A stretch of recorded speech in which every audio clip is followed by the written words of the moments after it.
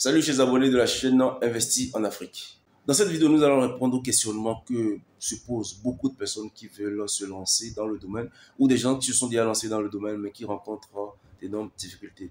Première question, comment choisir le substrat idéal pour cultiver les pleurotes? Pour choisir votre substrat idéal, il va falloir mettre l'accent sur un substrat qui est disponible 12 mois sur 12. Lorsque nous allons dans la plupart des pays en Afrique, nous avons surtout la scie de bois qui est disponible 12 mois sur 12. Dans certains pays, il y a les pailles de riz, les pays où ils font surtout la production de riz. Vous avez la paille de riz qui peut être disponible 12 mois sur 12. Dans d'autres pays, vous avez les rafles de palmier que vous pouvez avoir 12 mois sur 12. Bref, le plus important pour vous serait de mettre l'accent sur un substrat que vous pouvez avoir 12 mois sur 12, c'est-à-dire durant toute l'année. Deuxième question, quelle est la meilleure température et humidité pour faire pousser des pleurotes? Normalement, dans votre championnet, l'humidité doit être comprise en 80-90% pour permettre une meilleure poussée de vos champignons. Comment éviter les contaminations lors d'une production de champignons? C'est un problème que rencontrent beaucoup de personnes, beaucoup de producteurs de champignons.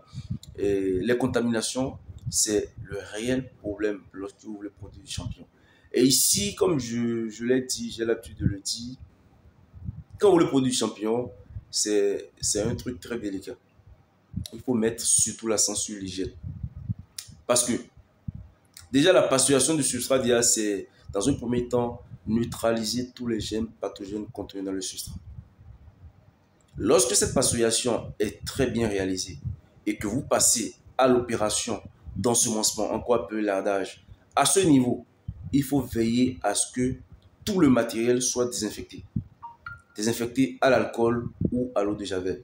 Non seulement le matériel doit être désinfecté, mais également ceux qui doivent vous aider. Ceux qui doivent faire la manipulation doivent pouvoir se désinfecter les mains à l'alcool, à l'eau de javel. Ne pas éventuellement porter des bagues parce que c'est des sources de contamination.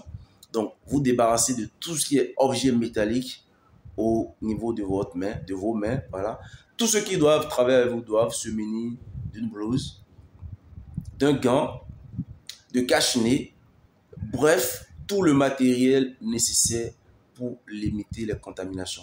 Parce que ici, lorsque vous parlez de production de champignons, le réel problème que rencontrent beaucoup de personnes, c'est la contamination.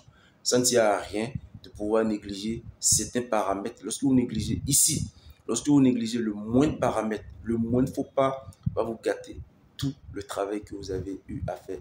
Donc ici, très important, mettez l'accent sur l'hygiène, et le reste quand même, je suis à 100% sûr que vous allez vous en sortir.